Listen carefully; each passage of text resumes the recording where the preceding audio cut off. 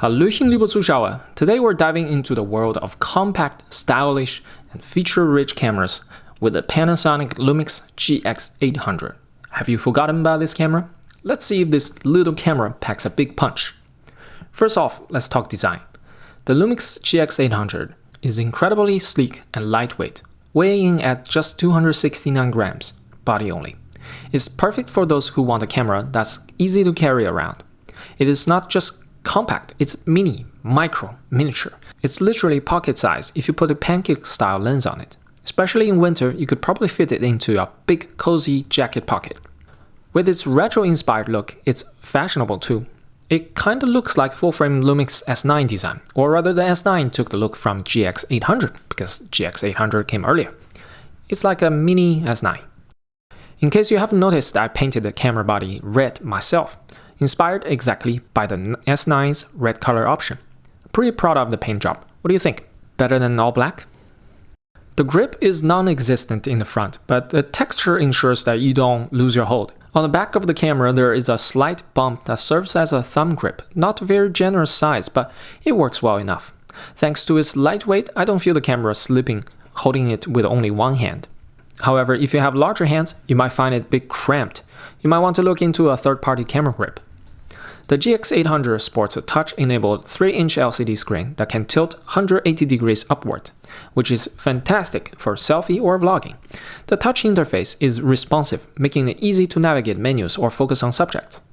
One downside is the lack of viewfinder, which might be a deal breaker for some in bright outdoor conditions, but personally I don't care. I really enjoy shooting low angles with a back LCD screen flipped up 90 degrees. It's very stealthy and inconspicuous to shoot this way on the street. The famous shoot from your hip technique. The real estate on the camera body is very limited, and there aren't many buttons. No front or back dial. You have to use control wheel to adjust shutter speed, ISO, and aperture. So having aperture ring on the lens would be a huge plus for this setup. For example, the Panasonic 50mm f1.7 is a perfect match with it. To prevent accidental touching the screen or bumping the control wheel during the shoot, which happens a lot in my experience, you can customize one of the buttons as a lock. With the Panasonic 50mm f1.7, I can still use the aperture ring, even when the buttons on the body are locked. So it's very neat for those who mostly shoot in aperture priority mode or auto mode. The GX800 uses a 16 megapixel micro four thirds sensor. Nothing extraordinary, even for 8 years ago when it was first released. It's just enough for modern digital photography. Anything below 16 megapixel would make me think twice before purchasing nowadays. The images are sharp, with a good color reproduction, especially when shooting in good lighting condition. The camera handles noise fairly well up to ISO 1600. Beyond that, you start to see some grain, which is pretty standard for the sensor of that age. The dynamic range isn't groundbreaking, but it's sufficient for casual shooting, which is what this camera is made for. The autofocus, of course, was still depth from defocus, contrast-based, very swift in single-shot autofocus but struggles in continuous autofocus or tracking like all the low to mid-tier Lumix micro four thirds cameras. But I'm not shooting sports or wildlife with this camera, nor should you.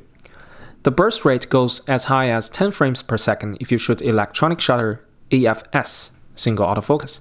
With mechanical shutter, it is 5.8 frames per second. In continuous autofocus, it can achieve a maximum speed of 6 frames per second with the electronic shutter and 5 frames per second with a mechanical shutter. Pretty standard for most entry-level cameras in 2016. The camera can shoot 4K videos but has a 5 minutes recording time limit. For 1080p recording, it has a 20 minutes limit for 50 or 60 frames per second options and 30 minutes limit for 30 or 24 frames per second options. It's great that they put the 4K recording in it. In a pinch, I think this camera can help you capture some really nice, crisp 4K footage, but it is not at all made for video, obviously, due to the hard recording limit. Also, it tends to overheat shooting long clips. In 4K recording, it also has a slight 1.1 times crop, but the biggest downside in video recording is actually the lack of in-body stabilization, which I guess is impossible to implement in such a tiny body. The GX80 has a great IBIS, but it's pretty hefty for its size, weighing at 426 grams, almost doubling the GX800. Also, this camera doesn't have a mic jack, so you can only use onboard microphone, which is never great on any camera for serious video work. So yeah, with these major drawbacks, I cannot recommend this camera to anyone who wants to pick up a video camera despite the awesome flip-up LCD screen for selfie. I guess it's designed with selfie photo in mind, not video. It's a shame because I actually really like the flip-up screen versus side articulating flip screen.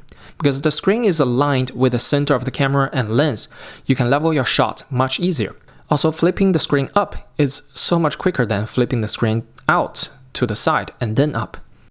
The battery life is not great. It takes a very tiny battery, barely enough for a day's casual walk around. You probably want additional batteries in your backpack if this is the only camera you shoot with. Silver lining is that it takes USB charging in camera. Oh, by the way, this camera takes micro SD card. Actually, I don't mind it because I don't need shooting speed nor volume with this camera. It's my casual street photography camera with which I only shoot single shot autofocusing, single photo, no burst, no tracking, no video.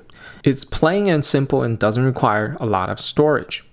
The scarcity of buttons and dials on GX800 means that it's not a very tactile, hands-on manual control type of camera. It's more like the type where you pick a setting and just shoot with it all the time. So is the Panasonic Lumix GX800 worth your investment? If you're looking for a stylish compact camera with decent image quality, and you're okay with some compromises like battery life, no built-in viewfinder, lack of IBIS, then yes, absolutely, it's an appealing option for budget photography to get into the wonderful microcosm of Micro Four Thirds system. What about GX80? They look kind of similar. Both are built in rangefinder style, but GX800 is, as I mentioned before, quite a lot lighter, which is probably the only advantage actually, because GX80 has pretty much everything GX800 has and does it better in both photo and video departments. Most importantly, the IBIS, and it has more robust video recording capabilities. So why did I pick the GX800? Well, it is cheap, and it just looks cooler with the curve on top. It shows a lot more character than a body that just looks like a brick. Like GX80 or Sony a6000 series, these cameras look rather boring to me. Overall, it's a great daily carry camera. You can leave it in your backpack no matter where you're going, to the office or going for a walk or hanging out with friends. In any situation, this is a very good camera to always have by your side.